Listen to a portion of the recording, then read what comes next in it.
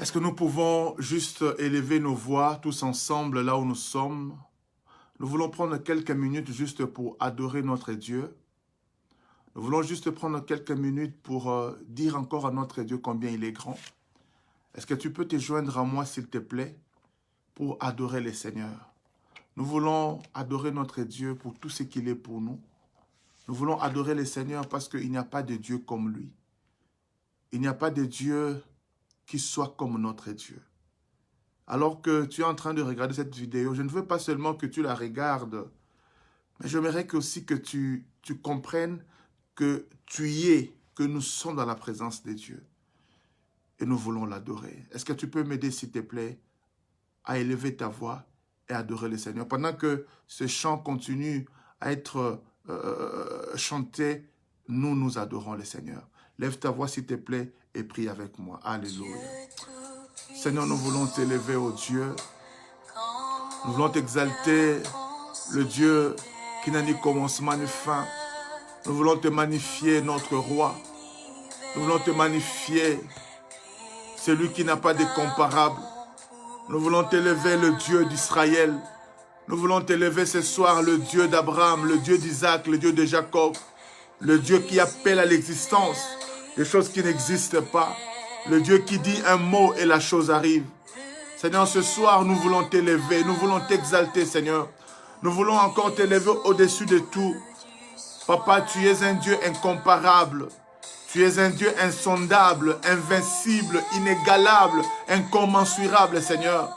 Nous nous présentons devant toi ce soir avec un vif désir, celui de t'adorer, celui de te célébrer, celui de te louer, malgré tous nos problèmes, malgré, Papa, tout ce que nous avons comme besoin, Seigneur. Nous voulons juste t'élever et te dire que tu es plus grand que tous nos problèmes, Seigneur. Nous les déclarons, Seigneur notre Dieu. Nous les déclarons, Jésus. Nous les déclarons, Papa. Oh, le Dieu qui est crédible dans ses promesses. Papa, tu es crédible dans tes promesses. Quand tu promets, Seigneur, tu es capable de réaliser toutes tes promesses. Papa, je me fie encore à cette parole de la Bible qui dit de toutes les bonnes paroles que l'Éternel prononça sur Israël, aucune ne resta sans effet. Quand tu promets, tu réalises. Voilà pourquoi notre Dieu, tu es digne de notre adoration. Toi, le Dieu qui est disponible dans nos besoins. Papa, dans nos besoins, tu es disponible. Quand nous crions à toi, quand nous t'appelons, quand nous t'invoquons, tu es disponible pour répondre, Seigneur. Tu es disponible, notre Dieu, pour venir, Papa, nous répondre par rapport à nos besoins. Que ton nom soit loué. Toi qui es remarquable dans tes actions. Papa, quand tu fais quelque chose, on sait que ça, c'est Dieu. Papa, tes actions ne passent pas inaperçues. Quand tu fais quelque chose, on sait que c'est toi, oh Dieu. Tu es remarquable dans tes actions, Seigneur. Nous te bénissons, nous te rendons grâce. C'est Dieu qui a séparé la mer Rouge en deux pour faire traverser tout un peuple à pied sec. Oh Seigneur, tu es remarquable dans tes actions, Seigneur. Le Dieu qui a ouvert le Jourdain, oh Seigneur, pour faire traverser tout un peuple à pied sec. Papa, tu es remarquable dans tes actions. Le Dieu qui a sauvé Shadrach, Meshach et Abednego dans un feu, dans la fournaise de feu, Seigneur. Tu es remarquable dans tes actions. Le Dieu qui a sauvé, oh mon Dieu, Daniel, dans la fosse au lion. Tu es remarquable dans tes actions, Seigneur. Le Dieu qui a marché sur les eaux et qui a appelé Pierre à marcher aussi sur les eaux. Tu es remarquable dans tes actions, Seigneur. Qui est comparable à toi? Qui est semblable à toi, Seigneur? Qui est semblable à toi, oh Dieu? Qui est semblable à toi, Seigneur? Nous t'élevons ce soir. Nous désirons, Papa, t'élever ce soir. Et c'est ce que nous faisons. Nous proclamons, Seigneur, il n'y a point d'autre Dieu si ce n'est toi, le Dieu de la Bible. Nous le proclamons, nous le déclarons que tu es un Dieu fidèle. Papa, quand l'homme serait infidèle, toi, tu demeures fidèle. Ta fidélité ne dépend pas de l'homme, mais ta fidélité, c'est ta nature, Seigneur. Tu es fidèle, tu es amour.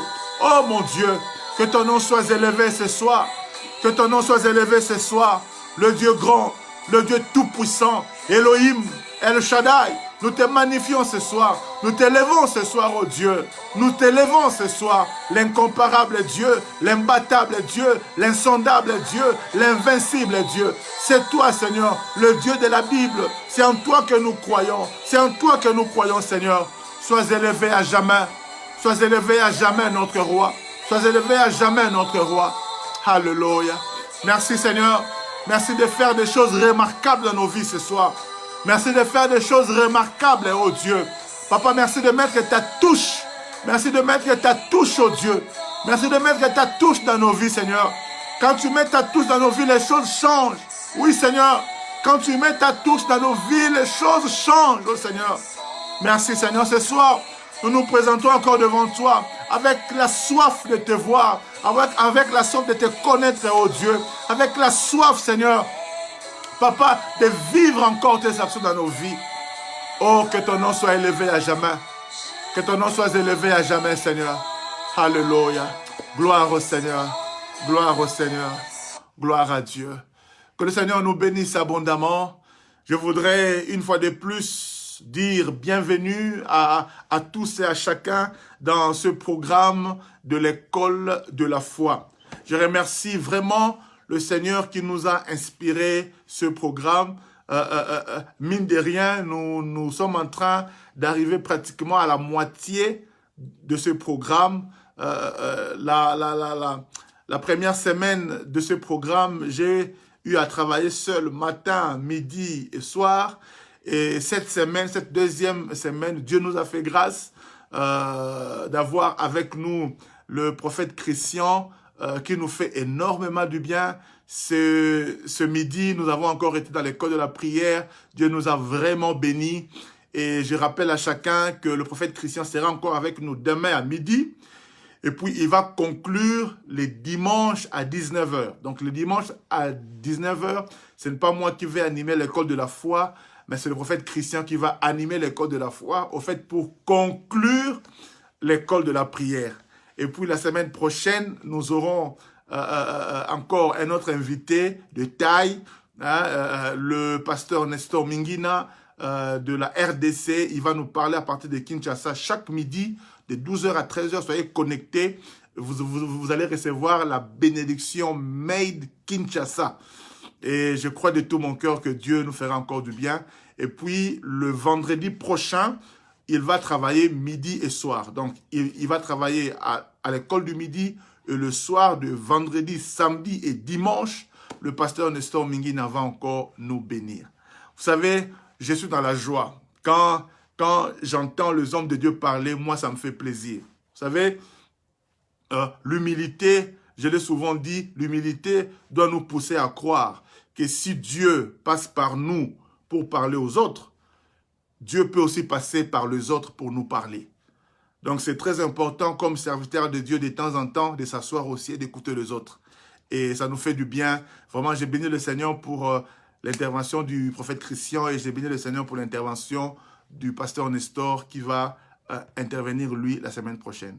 Donc, nous voilà, nous sommes dans notre école de la foi. Nous avons déjà commencé, ça fait presque 2 semaines que nous sommes en train, soirée après soirée, de parler sur la foi. Et je crois de tout mon cœur que le Seigneur va encore nous faire du bien ce soir. Alors, j'aimerais nous proposer 2 portions des Écritures qui vont nous permettre d'avancer ce soir. La première Écriture, c'est dans Genèse chapitre 12. Genèse chapitre 12, nous allons lire du premier verset jusqu'au verset 4e. Genèse chapitre 12, versets 1 à 4. Genèse 12, 1 à 4. La Bible déclare: L'Éternel dit à Abraham, va-t'en de ton pays, de ta patrie, de la maison de ton père, dans le pays que je te montrerai. Je ferai de toi une grande nation, je te bénirai, je rendrai ton nom grand, et tu seras une source de bénédiction. Je bénirai ceux qui te béniront, et je maudirai ceux qui te maudiront. et toutes les familles de la terre seront bénies en toi. Nous voici au verset 4, la Bible dit, Abraham partit comme l'Éternel le lui avait dit, et Lot partit avec lui. Abraham était âgé de 75 ans lorsqu'il sortit de Charan. J'aimerais aussi nous proposer une seconde écriture, c'est dans 2 Chroniques chapitre 20, le verset 20. 2 Chroniques 20, le chapitre 20. Ce qui m'intéresse, je l'avoue, c'est la partie B de ce verset. Mais nous allons lire tout le verset pour une bonne compréhension. 2 Chroniques chapitre 20, le verset 20 dit ceci. Le lendemain, ils se mirent en marche de grand matin pour le désert de Tekoa. À leur départ, Josaphat se présenta et dit, « Écoutez-moi, Juda et habitants de Jérusalem. Confiez-vous en l'Éternel, votre Dieu, et vous serez affermis. Confiez-vous en ses prophètes, et vous réussirez. » Parole du Seigneur. Que le Seigneur nous bénisse abondamment. Alors depuis hier, nous sommes en train de parler sur le fait que la foi, c'est aussi l'obéissance aux consignes de Dieu. Je nous ai dit que la foi commence quand nous connaissons la volonté de Dieu. Quand la volonté de Dieu nous est révélée, c'est là que nous devons commencer à placer notre foi. On ne place pas la foi sur n'importe quoi. On ne place pas la foi sur la parole d'un homme. Parce qu'un homme peut te mentir. Un homme peut te dire n'importe quoi. Combien des hommes nous ont promis l'amour? Combien des hommes nous ont dit de belles paroles? Mais en réalité, ce n'était que des paroles en l'air. Ce n'était que de foutaises, passez-moi l'expression. Ce n'était que des choses un peu... pour faire plaisir à nos oreilles. Quand il te dit « je t'aime, je t'aimerai pour toujours », la même phrase, il la prononce à 3 autres filles. Combien de filles nous ont dit tu sais, sans toi, je n'arrive pas à dormir. Tu es mon sucre pour le café. Tu es mon rayon de soleil. Et tu es mon chou. Même, il prend ton nom, il ajoute chou au bout. Voilà, Gianni devient Gianni Chou.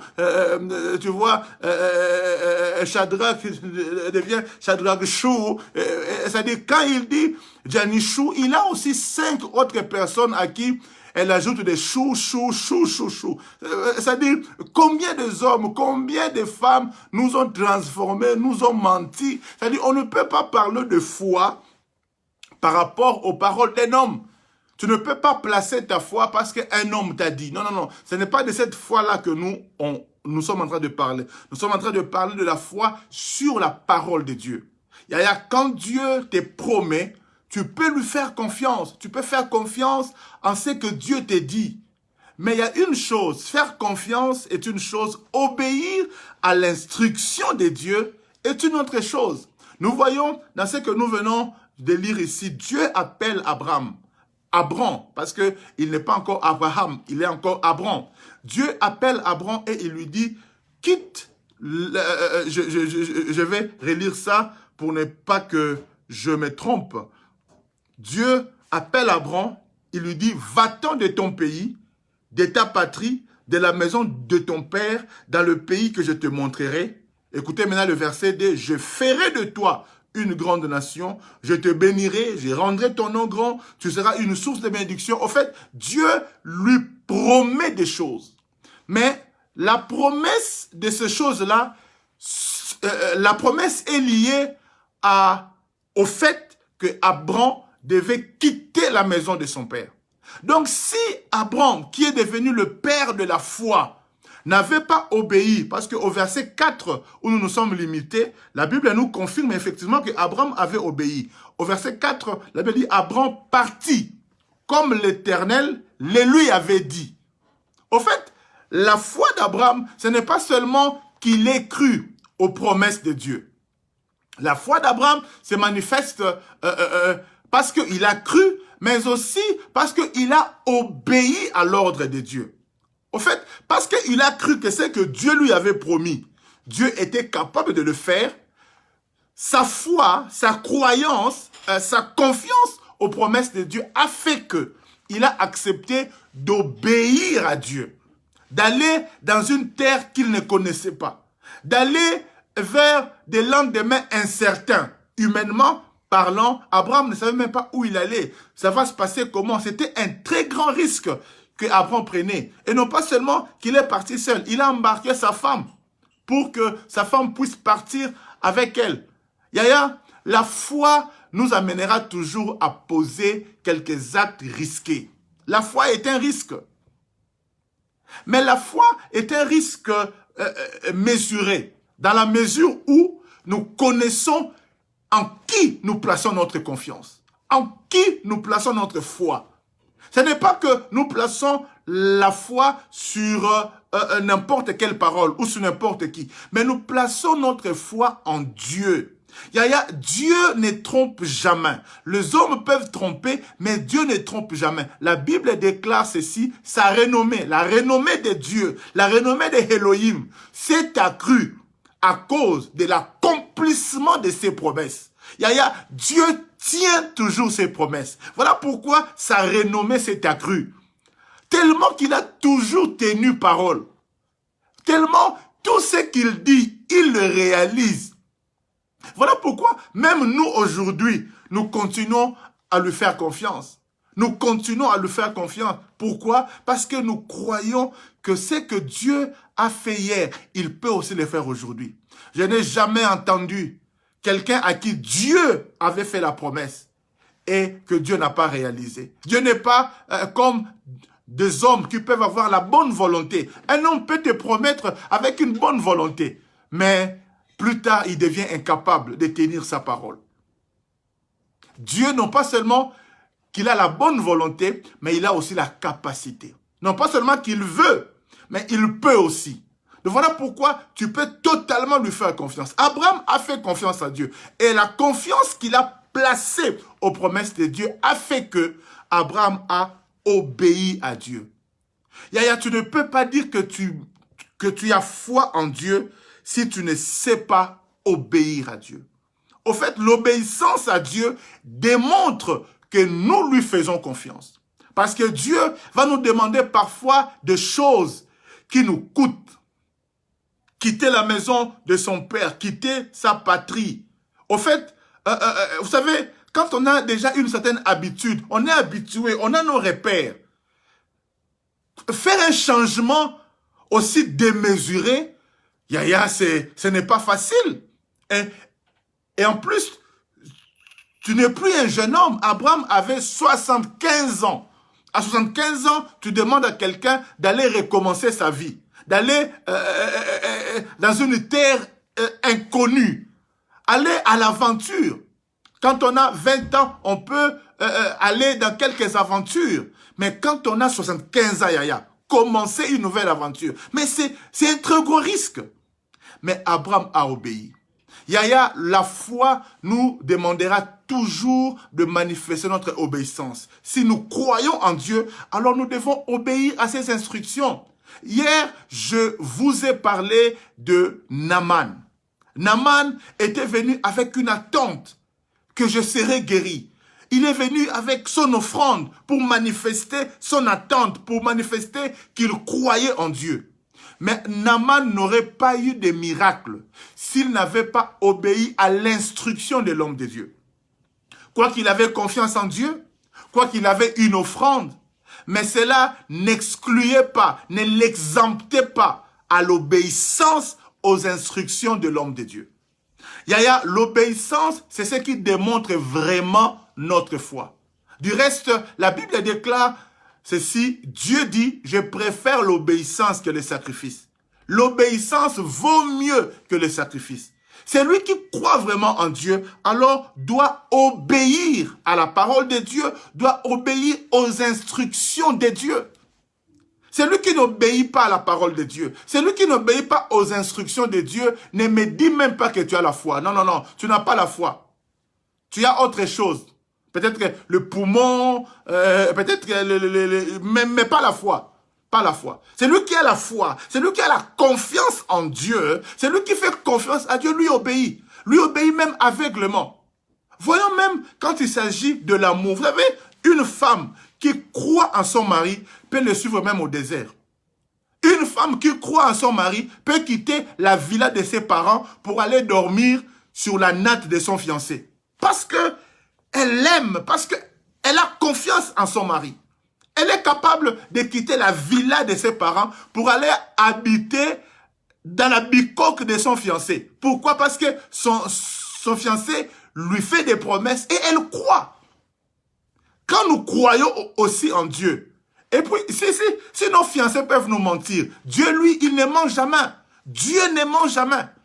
Donc même si Dieu t'amène au désert, il est capable de transformer le désert en un champ vert. Même si Dieu t'amène dans la fosse au lion, il sait que lui-même va te protéger là-bas. Même si Dieu doit t'amener dans la fournaise ardente, il sait qu'il va te protéger là-bas. Mais est-ce que nous faisons suffisamment confiance en Dieu pour aller jusque dans la fosse au lion? Est-ce que nous faisons suffisamment confiance en Dieu pour accepter d'aller jusque dans la fournaise ardente? Il y a beaucoup d'entre nous, on s'est dit, on a confiance en Dieu. Mais quand il s'agit d'obéir à la parole de Dieu, d'obéir à ce que Dieu nous recommande, là, tu dis, là, c'est trop, dit. Là, c'est trop. Il n'y a pas de foi sans obéissance. Il n'y a pas de foi sans obéissance à la parole de Dieu. Quelqu'un va me poser la question, mais au fait, papa, comment obéir à Dieu? Mais c'est simple, Yaya. Vous savez, il y a des choses pour lesquelles on n'a même pas besoin de révélations. Il y a des choses pour lesquelles on n'a même pas besoin que Dieu nous parle de manière audible. Il y a des choses que nous connaissons déjà. Il y a des choses basiques. Si tu veux commencer à obéir à Dieu de manière surnaturelle, commence d'abord par obéir à Dieu dans ce qui est déjà écrit. Vous savez, il y a des choses pour lesquelles nous pouvons chercher à connaître la volonté de Dieu parce que j'ai peut-être 2-3 fiancés, disons 2-3 propositions, je vais que le Seigneur me guide. Bon, là, ce n'est pas écrit. Là, j'ai vraiment besoin que le Seigneur me donne des signes. Mais je vais te dire ceci. Si d'ores et déjà, tu ne sais pas respecter ce qui est écrit, la volonté qui est déjà clairement révélée, tu ne sauras pas non plus entendre la voix de Dieu. Déjà, par exemple, quand vous êtes dans des fiançailles et que tu as 3 propositions, Jean, Pierre et Marc, sans être prophète, tu peux déjà commencer à savoir où peut se cacher la volonté de Dieu. Quand tu as, par exemple, un frère Luc qui lui, te force à ce que vous puissiez vous connaître sexuellement avant le mariage. Tu peux déjà comprendre que non, ça là, c'est pas la volonté de Dieu. Quand tu as un autre qui déjà, pendant les fiançailles, il te boxe comme si tu étais un sac de bourse, sans même être prophète, tu peux déjà comprendre que non, ça c'est pas la volonté de Dieu. C'est-à-dire, avant de chercher à commencer à connaître la volonté révélée de Dieu, commence déjà par obéir à la parole de Dieu. Si tu veux commencer à écouter la voix de Dieu, commence d'abord par écouter la voix de sa parole. Parce que sa parole écrite, c'est ça sa volonté. Quand Dieu te dit, tu ne connaîtras pas des hommes avant le mariage. C'est ce genre de prédication. Aujourd'hui, les jeunes filles ne veulent même plus l'entendre. Le jeune garçon, non, c'est démodé. Parler d'une fille aller au mariage vierge, aujourd'hui, papa Maramwa Kala. Non, c'est plus... Mais c'est ça la parole de Dieu. Ou nous arrêtons de prêcher la Bible, ou alors vous changez la Bible. Mais la Bible reste la Bible. Et si nous croyons en Dieu, c'est ce que nous devons vous prêcher. Tu crois en Dieu, tu crois que Dieu est capable de te prendre en charge, mais tu ne veux pas laisser les maris d'autrui. Mais tu ne veux pas cesser d'être 2e, 3e, 4e tiroir, 4e bureau. Non, non, mais tu n'as pas la foi. Je connais une femme qui est devenue pasteur aujourd'hui. Elle était la deuxième femme d'un ministre du temps de Mobutu. Elle était deuxième femme. Mais quand elle a rencontré le Seigneur avec le papa Heidi Nabala, on lui a prêché la parole. On lui a prêché la parole et on lui a fait comprendre que c'était interdit d'être une deuxième femme. Yaya, malgré qu'elle avait déjà des enfants avec cet homme-là, mais elle a eu le courage de dire à ce monsieur-là, je ne peux plus continuer avec vous. Mais ce monsieur s'est moqué d'elle. Même la famille de la dame qui profitait des largesses du ministre l'ont dissuadé. On dit, mais tu ne peux pas. Mais nous, on vit derrière cet homme-là. Elle a dit, vous vivez, mais en enfer, j'irai seul. Donc, je préfère ne pas aller en enfer, donner ma... Mais comment tu vas vivre avec les enfants? Il dit, Dieu prendra soin de moi. Le mari a coupé les ponts. La femme a commencé à galérer dans un premier temps. Parce que vous devez savoir que celui qui ne passe pas par la fournaise ardente ne sera pas honoré par le roi. Celui qui ne passe pas par la fosse au lion ne sera pas honoré par le roi. Celui qui est capable de sortir de la barque, prendre les risques de noyer, mais parce qu'il a écouté Jésus lui dire « Viens », celui qui sort de la barque finira par diriger ceux qui sont restés. Celui qui sort de la barque finira par devenir le chef, le patron de ceux qui ne veulent pas prendre des risques. Pierre a fini par devenir l'apôtre en chef, si je peux l'appeler ainsi. Pourquoi? Parce qu'il a pris des risques. Dans la foi avec Dieu, on ne peut pas dire que j'ai la foi et tu ne prends aucun risque avec le Seigneur. Il y a la parole de Dieu, ça marche. Cette femme-là, pendant un premier temps, elle a souffert. Mais plus tard, elle donnera son témoignage. Elle est devenue pasteur, respectable, tout ça. Et Dieu l'a béni énormément. Et même tous ses enfants sont maintenant en Europe. Yaya, si tu crois en Dieu, tu dois aussi accepter d'abandonner certaines choses. Abraham a dû accepter d'abandonner sa patrie, la maison de son père, obéir à Dieu, prendre un risque. Elle ne savait pas où est-ce qu'il allait, où est-ce qu'il amenait sa femme. Il ne savait pas. Mais il a fait confiance en Dieu. Et c'est cet Abraham-là que nous appelons aujourd'hui le père de la foi, le père de tous les croyants.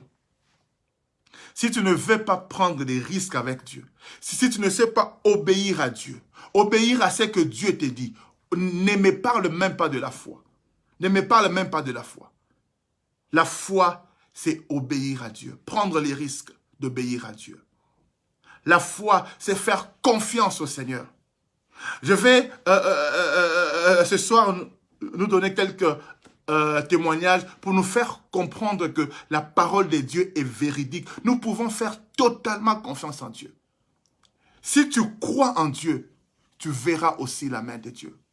Je me rappelle un jour, ça c'est mon témoignage à moi, je me rappelle un jour, j'étais en train de servir un aîné à moi qui m'encadrait, le docteur Philippe Kibawa. Il habitait pratiquement à 1 heure de chez moi. Pour ceux qui connaissent la commune de Matete, moi j'habitais des bonhommes et lui, il habitait à l'époque, je pense, Ngoufou. Donc c'est vraiment... Et à pied, ça peut te prendre 1 heure à pied. On n'avait pas de véhicule à l'époque, donc c'était vraiment 1 heure de marche. Alors, chaque matin, je quittais chez moi à la maison, j'allais pour le servir, j'allais pour rester avec lui au fait, pour écouter sa parole. Yaya, une parenthèse. Si tu veux être servi, commence d'abord par servir les autres. Moi, j'allais chaque jour pour servir mon encadreur, mon aîné à l'époque. Et c'est comme ça qu'il me parlait des choses de Dieu. Comme c'était un docteur de la parole, donc j'étais là en train d'écouter. Et je me rappelle que cette fois-là, je devais l'accompagner parce qu'il avait un séminaire à Lemba, une autre commune de Kinshasa. Nous sommes allés, il a fini le séminaire vers 19 h. Alors, comme d'habitude, je devais d'abord aller l'accompagner chez lui. Et tout ça, on le fait à pied, hein. Je l'ai accompagné d'abord chez lui. Et quand nous sommes arrivés chez lui, alors moi, je pouvais maintenant rentrer chez moi. Sauf que ce soir-là, il y avait des menaces de pluie comme seulement en Afrique, on connaît ce genre de pluie-là. Vous savez, les menaces de pluie. C'était vraiment chaud. Mais le problème, c'est quoi? C'est qu'en cette période-là, je n'avais qu'une seule belle tenue. C'est-à-dire, vous savez, la tenue où tu la mets aujourd'hui, quand tu rentres le soir, tu laves ça, tu étales, et puis demain, tu reprends ça encore, parce qu'on était en train de traverser des moments très difficiles. C'est la seule tenue que j'avais, et la pluie là était une pluie terrible. Alors, quand je quitte la maison de mon pasteur pour commencer à rentrer, il y a des gouttelettes qui commencent à tomber. Et il y avait des tonnerres, tout ça. J'ai dit à Dieu. Je ne sais pas, cette fois-là m'est venue d'où? J'ai dit à Dieu, Seigneur, s'il te plaît, que cette pluie ne tombe pas jusqu'à ce que je vais arriver à la maison. Je ne veux pas que cette pluie tombe. Vous savez, pendant que je prie comme ça, il y a des tonnerres. Et puis, il y a même des gouttelettes qui commencent. Et quand j'ai fini de prier, j'ai commencé à courir. Et j'entends le Seigneur me dire, mais tu viens de me demander que cette pluie ne tombe pas jusqu'à ce que tu vas arriver à la maison. Mais pourquoi tu cours encore? Yaya, j'ai juste arrêté de courir et j'ai repris à marcher. Mais tu sais, quand tu marches là, tu sens des tonnerres et tu vois les gens en train de courir parce qu'ils savent que ça ne ratera pas. Mais moi, calmement, j'ai commencé à marcher. Et Dieu m'est témoin. Après 45 minutes de marche, dès que j'ai mis le pas dans notre maison, chez mon père, il y a une pluie. C'est comme si on l'avait arrêté. Vous savez, quand la pluie même, ça commence d'abord à tomber petit à petit et puis ça s'intensifie. Là, c'était comme si quelqu'un avait retenu, la pluie avait tellement besoin de descendre, c'est comme si on l'avait retenu. D'un coup, la pluie... J'ai regardé, j'ai dit non, Dieu est puissant. Au fait, quand la Bible dit que Élie était de la même nature que nous, c'est vrai, Yaya. Si tu crois en Dieu, tu peux vivre des miracles extraordinaires. Yaya, tu peux demander à Dieu, si tu as la foi, tout ce que tu veux. Si ce que tu demandes ne correspond pas ou n'est pas bon pour toi, Dieu sait comment se débrouiller. Mais toi, tu n'as pas à avoir peur. Cette soirée-là, je n'avais pas à avoir peur de demander à Dieu d'arrêter la pluie. J'ai eu cette foi-là, j'ai demandé à Dieu. Et parfois, étant qu'humain, je demande à Dieu, mais moi-même aussi, je commence à courir. Et là, Dieu me dit, mais pourquoi tu cours? Fais-moi confiance. Yaya, j'ai obéi et j'ai commencé à marcher. Et moi-même, j'ai vécu ce témoignage-là. Yaya, dans la vie chrétienne, il faut avoir des témoignages personnels. Non pas seulement ce que tu as entendu des autres. Voilà pourquoi le Seigneur permettra certains problèmes. Pour que tu aies un témoignage. Il faut que tu aies une relation personnelle avec Dieu. Des témoignages qui pourront, si demain, il y a un autre problème grave qui arrive, ça pourra t'aider. Comme pour David. Le fait que Dieu l'avait délivré devant un lion, devant un ours, ça lui a donné confiance. Quand il est arrivé devant Goliath, il pouvait se référer. Il y a des choses que moi je vous prêche. Ce n'est pas seulement parce que je l'ai entendu, mais parce que j'ai des témoignages de ce que Dieu a fait hier. Il n'y a pas une prière que Dieu se dise, non, là tu as exagéré, là c'est trop. Non, non, non, non. Si c'est que tu demandes, Dieu voit que ce n'est pas bon pour toi, le Seigneur te le fera comprendre. Je me rappelle encore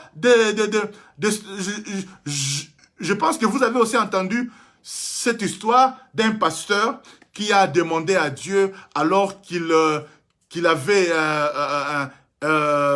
une conférence à tenir et la pluie a commencé à menacer. La pluie a menacé et le pasteur a commencé à dire, Seigneur, j'ai une campagne ici.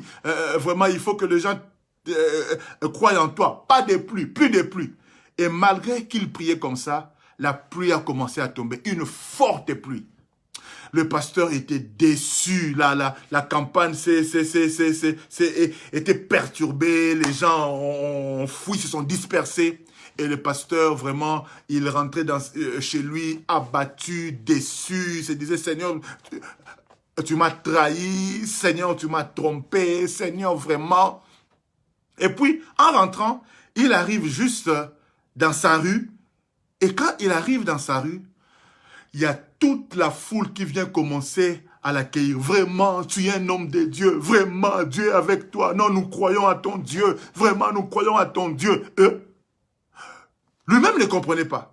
Et quand il arrive, il voit qu'il y avait un incendie terrible qui a brûlé toutes les maisons voisines pratiquement. Mais arrivé seulement à sa maison, il y a une pluie terrible qui a commencé à tomber et sa maison a été épargnée. Donc les gens ont compris que c'était vraiment un miracle. Et tous les gens de son village ont cru en son Dieu. Lui, il pensait qu'il fallait qu'il prêche pour que les gens puissent recevoir son Dieu, croire en son Dieu. Il a demandé que la pluie s'arrête. Mais Dieu avait aussi un autre plan. Je vous ai dit hier, si tu as la foi, si tu as une attente à Dieu, tu peux créer un protocole pour ton miracle. Comme ceux des Actes, chapitre 5, que nous avons lu hier. Les gens ont créé leur protocole. Ils ont dit, nous allons placer nos malades par ici. Et dès que Pierre passera, son ombre va les toucher, ils seront guéris. Ils ont fait leur protocole et Dieu a honoré cela. Mais pour le cas de Naaman, je vous ai dit, Naaman aussi avait une attente. Et ça, c'est très positif. Mais seulement son protocole n'était pas le protocole de Dieu. Et Dieu a changé le protocole. Mais toutefois, il a quand même honoré la foi d'Abraham. Et si nous demandons à Dieu quelque chose, si nous avons un protocole avec le Seigneur, si Dieu réalise que ce n'est pas le bon, ce n'est pas la meilleure façon, Dieu peut changer le protocole. Mais ce qui est vrai, c'est que Dieu va toujours honorer notre foi. Dieu a honoré la foi de Naaman. Parce que Naaman est venu avec l'attente, avec la soif. Mais à l'attente, à la soif, à l'offrande, au sacrifice, il faut aussi ajouter l'obéissance. La foi, ça marche. La foi en Dieu, ça marche. La foi en Dieu, la confiance en Dieu, ça marche. Donc, j'aimerais encore insister en disant que si tu as la foi, tu dois obéir à Dieu. Et obéir à Dieu, c'est quoi? Obéir à Dieu, c'est obéir à sa parole, à la parole écrite, au logos. Avant d'abord de commencer à chercher les rémas, commence d'abord par obéir à la parole. Quand Dieu te dit obéis ton père et ta mère, obéis d'abord à ça. Quand Dieu te dit fuyez l'impudicité, fuis l'impudicité. Il n'y a pas à chercher révélation là-bas. Il faut fuir. Il faut fuir. C'est comme un frère qui était avec sa copine. Et puis, la copine est venue lui rendre visite. Et bon, ils se sont proposés d'aller à l'hôtel. Et puis, le frère commence à prier. Oh Seigneur, vraiment, si tu ne veux pas qu'on aille à l'hôtel, Seigneur, fais en sorte que la fille parte. Non, la fille n'est pas partie, la fille est restée. Et puis, ils se sont préparés pour aller à l'hôtel. Oh Seigneur, vraiment, si ce n'est pas ta volonté, oh Dieu, fais que quand on va arriver à l'hôtel, qu'il n'y ait pas de chambre. Ils arrivent à l'hôtel, il y avait même 10 chambres libres. Oh Seigneur, vraiment, si c'est vraiment ta volonté, oh Seigneur, fais que quand on va monter les escaliers, que cette fille-là, sa jambe s'étorde. Yaya, ils sont même bien montés. Alléluia. Il n'y a pas à chercher volonté de Dieu. Quand tu la connais, quand c'est clair. Dieu dit fuis. Joseph n'avait pas à chercher, Seigneur, est-ce que vraiment c'est ta volonté? Est-ce que ce n'est pas aussi une opportunité que la femme du patron me séduise? Joseph a fui. Quand la volonté de Dieu est connue, il n'y a pas à chercher réma. Il n'y a pas à chercher révélation. Non, il faut fuir. Si tu veux commencer à écouter Dieu de manière particulière, apprends d'abord à obéir à ce qui est écrit. La volonté qui est déjà révélée. Apprends d'abord à l'observer. Apprends d'abord à écouter. Apprends d'abord à faire ce que Dieu te dit de faire. C'est alors que tu diras que j'ai la foi en Dieu. La foi en Dieu te demandera parfois de prendre des risques. De prendre des risques. De prendre des risques. De prendre des risques. De quitter certains amis, certains milieux. La foi, c'est obéir à Dieu. Et l'obéissance n'est pas toujours facile. L'obéissance n'est pas un acte facile. L'obéissance n'est pas un acte facile. Voilà pourquoi tu dois vraiment avoir confiance en Dieu. Tu dois avoir l'esprit de Dieu pour obéir à certaines choses que Dieu va te demander de faire. La foi, c'est obéir à Dieu, mais la foi, c'est aussi obéir aux hommes de Dieu. C'est là où nous avons lu dans 2 Chroniques chapitre 20 au verset 20, où la Bible dit « Confiez-vous en l'Éternel, votre Dieu, et vous serez affermis. Confiez-vous en ses prophètes, et vous réussirez. » C'est une chose que d'être affermi, et c'est une chose que de réussir. De réussir dans ses voies, de réussir dans son ministère, de réussir dans son mariage, de réussir dans ses projets, de réussir dans ses investissements, de réussir dans ce que tu fais. Tu as besoin de te confier aux prophètes de Dieu. Il y a beaucoup qui disent, moi j'obéis à Dieu, mais je n'obéis pas aux instructions de mes pasteurs. Yaya, un homme de Dieu peut juste te demander, balaye cette salle-là. Un homme de Dieu peut juste te demander, nettoie cette salle-là. L'instruction, tu peux ou ne pas la comprendre. Mais c'est justement là où se cache ton miracle. Il y a cette histoire de Naaman, par exemple. Il reçoit une instruction qui lui semblait incompréhensible. Il dit, mais comment est-ce que je dois seulement aller me jeter dans l'eau, en plus 7 fois, pourquoi pas une fois? Pourquoi pas 2 fois? Pourquoi pas 3 fois? Mais pourquoi seulement 7 fois? Et puis, une eau boueuse, alors que nous avons de belles rivières chez nous. Mais pourquoi je dois? Yaya, obéis seulement. La foi, c'est aussi l'obéissance. Quand un homme de Dieu te donne une instruction, parfois quand on ne comprend pas, et j'ai beaucoup insisté, une instruction qui n'est pas à l'encontre de la parole de Dieu écrite. Quand un homme de Dieu te demande à faire quelque chose qui est scripturairement interdit, oh, tu as droit de refuser. Et même tu es obligé de refuser. Ça, je te le dis clairement, il faut que nous soyons clairs là-dessus. Quand par exemple, l'homme de Dieu te propose de coucher avec lui pour que tu sois enceinte alors que ce n'est pas ton mari, là tu dis non. Là tu dis non. À moins que toi-même déjà tu aies des envies sordides. Parce qu'il y a beaucoup qui déjà ont des désirs charnels en eux, pleins d'impudicité. Mais ça dit, elles cherchent seulement l'ouverture. Et quand un homme de Dieu propose, Akenaye, Nami Kabie, Nami Tiki, Nami Kabimbeka, comme Kabambekate, dis non. Et tu as le droit de dire non. Quand c'est que l'homme de Dieu te demande et est textuellement interdit, dans la Bible, tu peux dire et tu dois dire non. Mais quand un homme de Dieu peut t'instruire, parce que l'homme de Dieu peut voir des choses que toi, tu ne vois pas encore. L'homme de Dieu peut te dire de faire quelque chose, toi, tu ne comprends pas pourquoi. Mais c'est peut-être que là où se cache ton miracle. Rappelez-vous du grand prophète Samuel. Il était dans la maison de Dieu. Il était dans le temple de Dieu. Mais il ne savait pas encore écouter la voix de Dieu. Il fallait que le sacrificateur Élie lui donne une instruction. Quand tu entends ça, fais ça.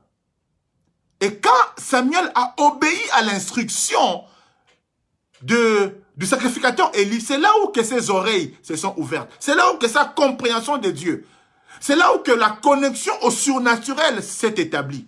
Yaya, tu ne peux pas penser entrer quelque part juste en forçant les choses, non. Pour entrer dans une porte qui t'est fermée, il faut que tu frappes. Et la personne qui doit t'ouvrir doit être de l'autre côté. Il y a des choses que nous, on n'a pas encore connues. Mais il y a quelqu'un qui est avant nous, qui est déjà entré. Tu cherches à entrer dans une dimension où tu n'es pas le premier. Les autres sont déjà là.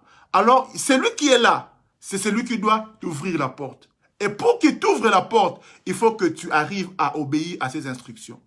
Même dans le ministère, tu ne peux pas changer des dimensions. Si tu tu ne sais pas obéir à une instruction que tu recevras d'un père, d'un homme de Dieu, d'un mentor, qui va te dire quelque chose, qui va t'introduire, qui va t'introduire, qui va t'introduire. Yaya, tu ne peux pas être béni dans un ministère que tu ne sers pas. Pour être béni par un ministère, il faut d'abord servir ce ministère-là. Il faut d'abord accepter de te mettre au service des autres pour que les autres aussi demain se mettent à ton service. C'est un principe.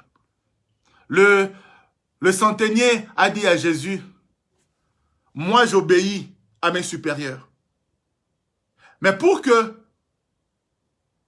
Et parce que, moi, je les obéis, quand moi aussi je donne des ordres, ceux qui sont aussi sous mes ordres m'obéissent.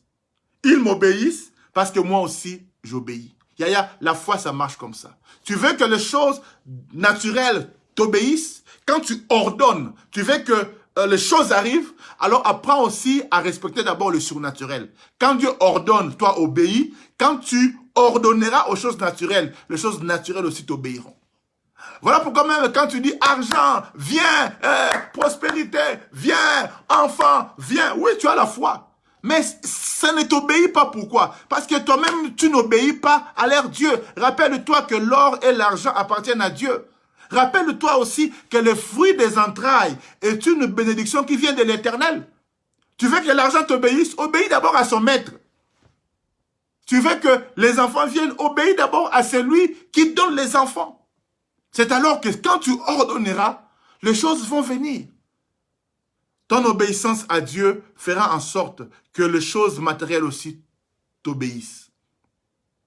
Notre obéissance à Dieu se manifeste aussi par l'obéissance que nous avons aux hommes de Dieu.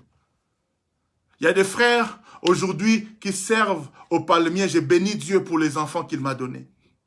Quand Dieu a commencé à me montrer certains qu'ils avaient des talents, je me suis dit, avant de commencer à le faire modérer, à le faire prêcher, je vais d'abord tester leur cœur. À certains, je leur ai dit, commence à faire des protocoles.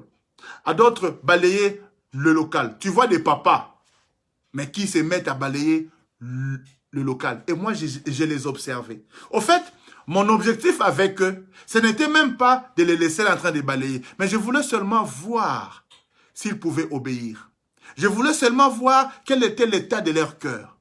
Et je leur ai dit, allez, faites le protocole. Et je les observais. Et j'ai vu les papas en train de faire le protocole avec un zèle extraordinaire. Je me suis dit, dans ce que Dieu m'a dit, c'est vraiment vrai. Ils ont un cœur pour servir. Et après 5-6 mois, je leur ai dit, arrêtez de faire le protocole, commencez à modérer. Et papa, mais je vais modérer comment? Je ne sais pas comment on modère. J'ai dit, ok, je vais t'apprendre. On commence comme ça, on commence comme ça, on commence comme ça. Après, on dit bonjour, on s'habille comme ça. Et aujourd'hui, ce sont des frères qui nous bénissent. Et il y a même certains qui commencent à prêcher. Quand vous les entendez prêcher, waouh! J'ai dit, Seigneur, merci pour les enfants que tu m'as donnés. Mais ça n'a pas commencé comme ça. Yaya, l'instruction que je leur avais donnée, c'était pour voir leur obéissance. C'était pour voir leur sens d'humilité. Quand un pasteur te dit, fais ça, nettoie ceci, fais cela, ce n'est pas qu'il veuille te faire du mal. Ce n'est pas parce qu'il veut t'humilier. Non, il y a certaines choses qu'on ne te dit pas. Mais la Bible dit, Dieu fait toutes choses pour un but. Dieu fait toutes choses pour un but. Et un homme de Dieu ne va pas te donner des instructions juste comme ça. Non, Yaya. Moi, Yaya, je suis arrivé à un niveau, je ne veux plus être flatteur. Non. Je ne peux pas te flatter. Je ne peux pas te dire des choses juste pour te faire plaisir. Non. Je veux te préparer pour l'éternité. Mon objectif, ce n'est pas que d'abord que tu aies une voiture, maison. Non, non, non. Mon objectif, c'est d'abord t'amener à vivre la félicité éternelle aux côtés du Seigneur. C'est ça mon premier objectif. Donc la foi, c'est d'abord obéir à Dieu. Et la foi, c'est obéir à ses serviteurs. Quand tu as foi en Dieu, ça se manifeste comment? Dans ton obéissance à la parole de Dieu, dans ton obéissance aux serviteurs de Dieu, aux instructions que le serviteur de Dieu te donne. Quand Dieu te dit quelque chose, obéis. Même quand tu ne comprends pas, obéis. Et quand un homme de Dieu te dit quelque chose, même quand tu ne comprends pas, obéis d'abord. Tu pourras poser la question après, mais obéis d'abord. Parce que l'Église, hein, j'ai déjà prêché sur les 4 dimensions de l'Église. L'Église, c'est le corps du Christ. L'Église, c'est la famille de Dieu. L'Église, c'est l'école de Dieu. Mais l'Église, c'est aussi l'armée de Dieu. Et dans l'armée, on exécute d'abord. Et on pose la question après. On exécute d'abord et on pose la question après. C'est ça avec Dieu. Même quand on ne comprend pas, on exécute d'abord. Et puis on pose la question après. Que le Seigneur nous bénisse. J'espère que cette prédication ou l'enseignement de ce soir nous a encore ajouté un petit plus. L'obéissance à Dieu, c'est la clé et la manifestation d'une foi certaine, d'une foi vraie. Quand on n'a pas l'obéissance aux instructions de Dieu, quand on n'a pas l'obéissance à ce que Dieu nous dit, alors on n'a pas la foi. Parce que la foi nous demandera parfois de quitter la maison de nos parents. La foi nous demandera parfois de quitter ce papa bonheur-là, qui en réalité n'est qu'un papa malheur. La foi nous demandera parfois de poser des actes risqués. Que le Seigneur nous bénisse.